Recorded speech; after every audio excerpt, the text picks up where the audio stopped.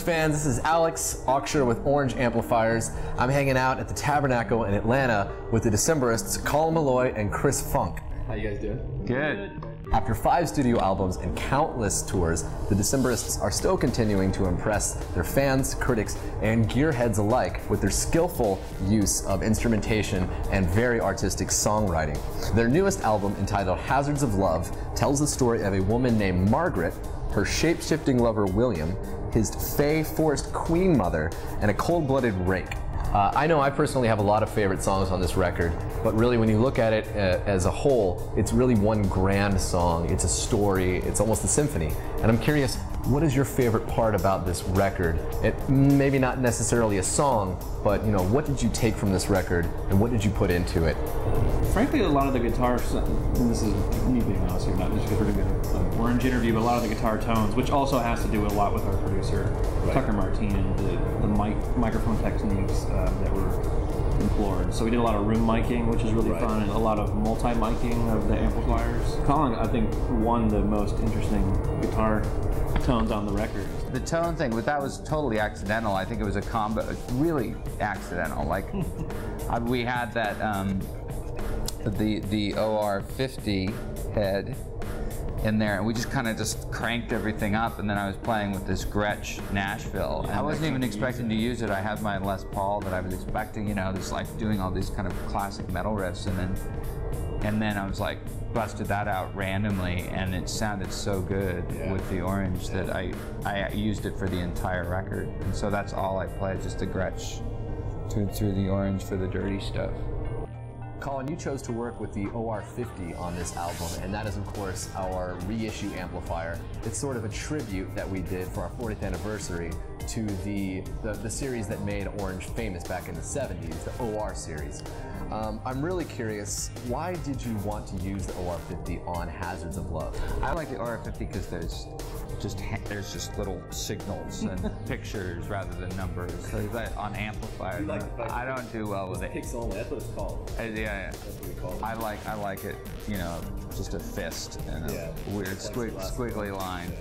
Chris, you've been playing the Orange 8030 for a while now. It's our flagship amplifier, and it has the most classically British tone of really any of our production models. I'm curious about why you play the 8030. What's your take? I got it because I like to have 2 channels, and it was really simple. Right. And so I could set one pretty clean and then one pretty dirty, and the gain structure on it, you know, it's like I don't use any effects pedals beyond like delay. But yeah, live I just have it cranked all the way up, and that's my guitar tone for all of the Hazards of Love. There's no other pedals or anything. Earlier this week, I went onto the Orange Amps forum and I asked our loyal forumites what kind of questions they would have for the Decemberists. The first question is from Oranges and Lemons, and he asks, did you perform any modifications to the amps, such as changing the tubes or the transformers, or has everything been kept stock straight out of the box? Stock out of the box. Stock out of the box. Yeah. Okay. No mods. All right. Yeah. I don't even use any for that. My heavy sound, it's just all amp distortion. I don't use anything. It's just that head. I mean, I think that the squiggly line is like this, and the fist is like it 2, and the treble clef is sort of, I don't know, you'd have to look. I dialed it in, but then just left it, you know. This question comes from Truth of My Youth, and it is directed to both of you. Do you use any pedals specifically for the Orange amps?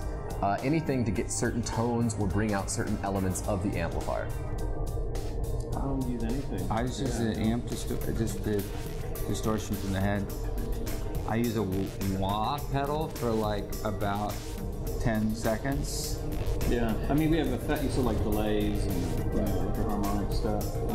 But I don't, other than that, it's just straight. So what we're doing is so like straight ahead, I think, in the tones that the amp just works out. And the final question from the Orange Forum users, Steve in Berkeley, California asks, how much experience with Orange amps did you have prior to recording Hazards of Love? I had never messed with Orange before. Yeah, I just had one for one European tour that I still own it, like I said earlier.